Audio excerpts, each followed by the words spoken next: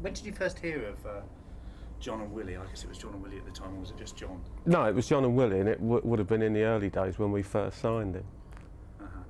Were you involved at all in the signing? No, not in those days. In those days, I would have been just a product manager looking after some of the punk bands that we signed. Were you brought on? Were you working for Polydor before the punk thing exploded? Yes. And what sort of acts were you dealing with? Prior, Ella Fitzgerald, Dizzy Gillespie, Roy Eldridge, Oscar Peterson, Count Basie. So it was a very different musical explosion came. Yeah. What did you think when you first saw John and Willie? Amusing. I mean, they were very eccentric. I mean, they were great live. I mean, there's no doubt about that. I mean, in the right atmosphere, they were absolutely, electric. I mean, he was just throwing himself about. And, the whole thing was. I found it amazing, and amazing that perhaps someone would want to sign him. When Brian or Chris or whoever decided they wanted to sign them, what were your thoughts? Well, at the time, I mean, it was just it was part of the whole new wave thing. That whole thing was exploding, and there were loads of acts on the sidelines that weren't really new wave, that really got into the industry or got signed because of new wave. Ian Jury's one, Elvis Costello, and John and Willie were sort of on the fringes. Were they the first sort of act of that type to be signed to Polydor? Well, yes. I mean, I don't ever recall another act that we signed that was anything like John or Willie. And who else did Polydor sign in that sort of period? Oh, in that sort of period, the Jam, Sham 69, Siouxsie and the Banshees. And yet, all those other becomes terribly well-known names, and John really faded a little bit into obscurity. Yes. And John got paid the most money. Yes, John got an awful lot of money. How much did John get? Well, I, in all honesty, I couldn't say. I wasn't sort of in on those meetings, but he got a small fortune. I would imagine it was 6 figures. And if you want to put that in perspective, we gave $6.5 grand to the Jam. Were you amazed when you heard what sort of money they were getting? Yeah, totally amazed, because basically John's profile was in the UK, and the type of act he was had very little chance of ever selling outside. And to make money, you've got to sell your million records around the world. And I couldn't see how on earth they could market John in France or Italy or Australia. Was John a pain to work with, really? No, not really. I mean, not himself. I mean, the biggest pain was actually trying to get him onto disc commercially and get him across to the public. How did you do that? Well, it was done with marketing mostly. It was ploys and gimmicks. Like on the Otway and Barrett, we did 4 different album sleeves and giveaway stuff like that. Now, John is pretty renowned for doing certain stunts to try and promote his records. Yeah. You were involved in some of these. Not directly, but I mean, mostly whenever I heard about these, I'd just disappear. Was this because it would have ruined your career? No, no. It wouldn't have ruined my career, but it to me, John's first album was a great album, and it had some great songs on it. And when he had Core Baby, I mean, the company went bananas after that. I mean, they went ballistic. They were talking about John as being a huge star, and he's going to be mega. And I thought, well, fine. I mean, I couldn't quite see how they were going to get from Core Baby to mega stardom. And then they came out with Geneva, which is a straight down the line, almost middle of the road single, right smack dab in the middle of the new wave thing. And it completely blew it. That was the beginning of the end. That blew the whole thing. Was it John, from what I've heard, it was John's decision to go into the recording studio with a 100-piece orchestra to do it? I think John was talked into it by the company and everybody around him. I mean, the hype that was surrounding John, and plus, once you've told someone you're going to make them a star and you've given them a small fortune, then it's got to go to your head. Did it go to John's head? I think it did to some extent, yeah. It has to. Because there was the Bentley. Oh, the cars, everything. The women, the lot. What were the other bands that you signed at the time? Sham, probably weren't as big as the Jam and Siouxsie. What did they feel towards sort of Otway? I think they probably viewed him sort of as a caricature. Were they a bit pissed off that he got more money than they did, or? I doubt it. I doubt that they would have. It's unlikely at the time that they would have known. I would think now, if they read about it, they might feel a little bit unhappy about it, because I mean they were having hit records. I mean, even Sham 69, when they had Hersham Boys, they were actually bigger than the Jam. And yet here's Otway, he has one tiny hit record, and it wasn't a huge hit record. And suddenly, you know, hundreds of thousands of pounds, are going his way. What are your memories of Polydor in that time? You know, it was an exciting time. It was a great time, because for me personally, it was a good time, because I was, you know, having all the action. I had the bands that were there, and everybody used to come in. All the bands used to come in, and my office, which was smaller than this room, and it had like a piano and everything, and you know, everybody just used to walk in and out. You know, you could come in and find, you know, Weller in the office, or anyone. Vangelis, for instance, believe it or not, would walk into the A&R department. You could walk in any day and see anyone from literally Vangelis to Paul Weller. It's exciting times. Who was an act that perhaps came along to you and you didn't sign or weren't sort of that interested?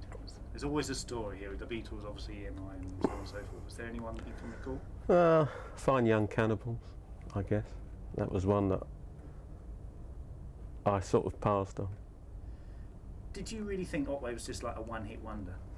No, I thought he had potential, but I didn't see that he had the potential to go from core baby to mega stardom. I mean, that was obvious to me. It was fairly obvious that you can't take what was a very eccentric single and suddenly, you know, record another single and say, right, you're going to sell 1 million records worldwide or whatever. I just couldn't see how they were going to do it.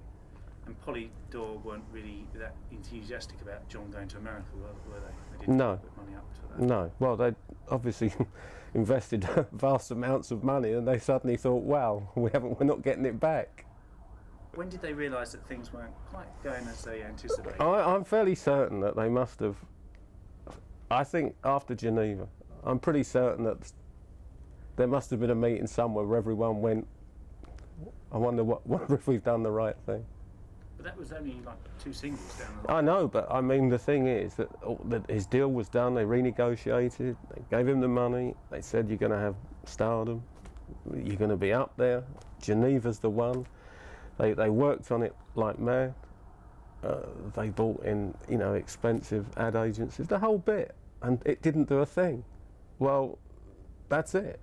You know, the thing about it was the hype was in the company. It wasn't in the streets. It wasn't, you know, in the press. You didn't pick up Melody Maker and it said John Otway, the next megastar. And the whole company hyped itself up. And having done that and paid the money, they're then left with pick up the pieces. It took a couple of years then to really get out of the deal. Well, yeah. 2 albums? It was 4 albums originally, and I think that they ended up being 3. And the first one, which was produced by Townsend, was probably the better. Yeah, I think that was a good album. It had some very, very good songs on.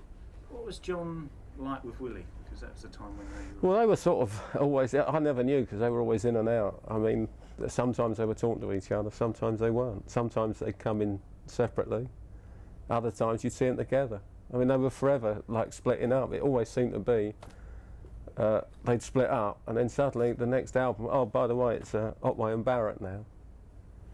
We've got the old team back, which I suppose was to, you know, maybe to get some of the magic back. Is it true that John used to come in the office quite a lot Yes. to annoy people? Not to annoy people, but like all the other bands, if they had nothing to do, and it was very laissez-faire, the attitude in the company in those days.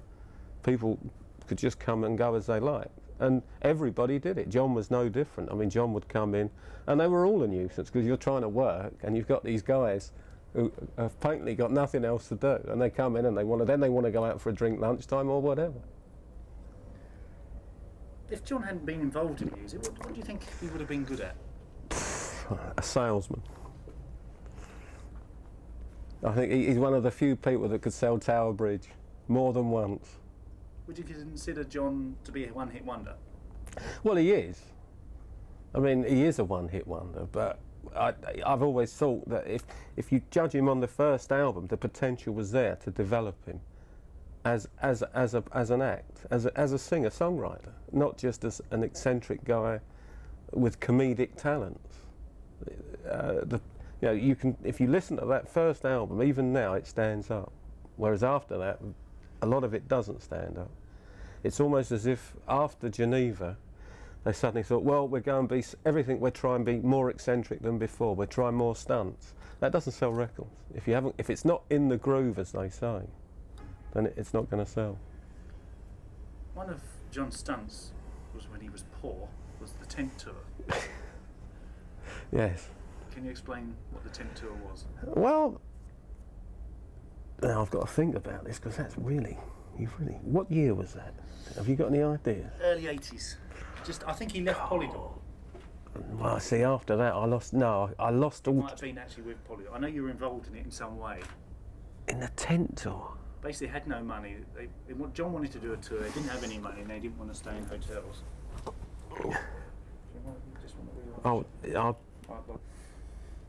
How about when John finally got his marching orders from Polydor? He decided to have a polython.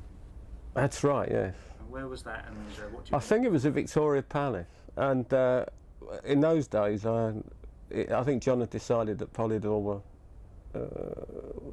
needed an injection of capital. And he decided to have this thing, and it was typical John. He just organised it, got it done. I think there was all sorts of raffles going on. And then he donated the money to Polydor. It's about £1,000, I think. Something like that. I think about £1,000. And what do you remember of a raffle in a racing car? A racing car? Yeah, I think it might have been Willie's. You don't mean the guitar, do you? Oh yeah. Well, it was when John and Willie used to come in, and they were forever leaving stuff in the office. And one day they left a guitar in there. And as I said, it's a small office, and it had a piano in it, and covers and chairs, and it was stacked up with tapes and God knows what. And I was forever, falling over this guitar. And, I got really fed up, and I'd phone up someone and say, look, can you come and get your guitar? And finally, I just said, look, if you don't come in, I'll throw the thing away. I'm sure it wasn't worth that much money, but finally, I said, look, I keep falling over it, so come in and get it out. Anyway, he raffled it, and I actually won the guitar. I think the raffle was fixed, and I didn't actually ever pick the guitar up. I actually didn't want to see it again. What do you think John's real talents are? I think he is, or was, a talented singer-songwriter. I really do think that. But I think that they all went too far with the eccentric part of his career, and that. Well, that will get you press. You'll get television. You'll get any amount of media attention. To sell records, you've got to produce a record. People are not going to buy your records because you're eccentric. Do you think Polydor made a big mistake? Well, you could say yes, but I mean, all record companies have done it, and are still doing it. I mean, it's, they've been doing it for years, where they give, they sign a band for £1 million and they sell 10 records, and then the band they sign for 10p suddenly becomes the biggest thing since sliced bread. The Beatles is an absolute, you can look at that for an example. How would you describe John to someone who's never, Kirsten, who's never seen him? John, very difficult. I mean, it's very difficult to describe John. I mean, sort of, I'll tell you what he reminds me of. Is a sort of almost a poor man's James Hunt type figure. He had the long lanky hair, and he always had this grey suit on that I assumed was, he couldn't get off. And he is difficult to describe because although he was zany, there was the other side to him when he wasn't zany. Yeah, because he's very different on stage and off. Oh yeah, yeah. When was the last time you saw John perform? It was Stoke-on-Trent, and it would have been towards the end at the time that Otway and Barrett was being recorded. And how would you describe his act? At the time, he was playing in this pub, and I believe he had a band. I think Eddie Stanton was in it at the time, and it was more or less as it had always been. It was songs and lunacy, and you know, jumping about on the stage. And I mean, really, it's very difficult to describe what Otway and Barrett or what John did, because you know, if you told people there's a guy who's going to go on stage and start headbutting everything, they'd think you're insane. You know, they're going to say no, no, no, no. Is there a couple of words you could perhaps sum John up, or a sentence? Oh, I think eccentric is the word. I mean, I think he is eccentric. How long do you think he can carry on being eccentric? I think at the level he's at now, forever, because I think it's painfully obvious that, you know, he's never going to make it in the big time now. But I think at the level he's at, he'll always entertain people. I mean, and that was the other problem that really Polydor faced when you're trying to make a megastar, is to try and take an act that really is a pub club act, that doesn't transpose itself to the bigger stage or the stadium gigs. That's a big problem, because it really does only work with a small, intimate audience. Because if you're 60,000 at a festival and you're at the back, I mean, the visual part of John Acts was as important as the musical part. And if you can't see it, you've lost half the act. If there was one piece of advice you can give John, then and now, what would it be, you think? I'll get a good accountant. I mean, the amount of money that went through his hands, I mean, he should have been set up for life, even without having a hit record. Do you still enjoy thinking about John? When I first rang you up and said John Otway, what were your first thoughts?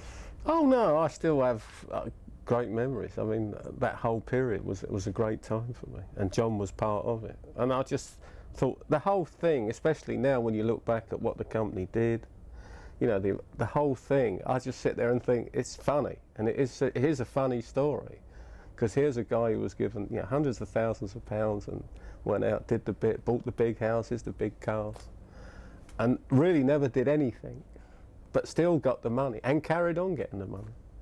It's been 20 years playing the same set, living off one record. Well, that's not unheard of. I mean, in the music business, they always say if you have one hit, you get 10 years out of it. I mean, there's enough 60s bands now that haven't had a hit for God knows how long. You know, probably 30 years that are still, you know, doing the circuit. If sort of punk and that sort of era came round again, do you think John would be perhaps like an icon? No. No, I think the icons would be the bands like the Pistols, the Jam, the Clash. Where would you put John? Beneath them.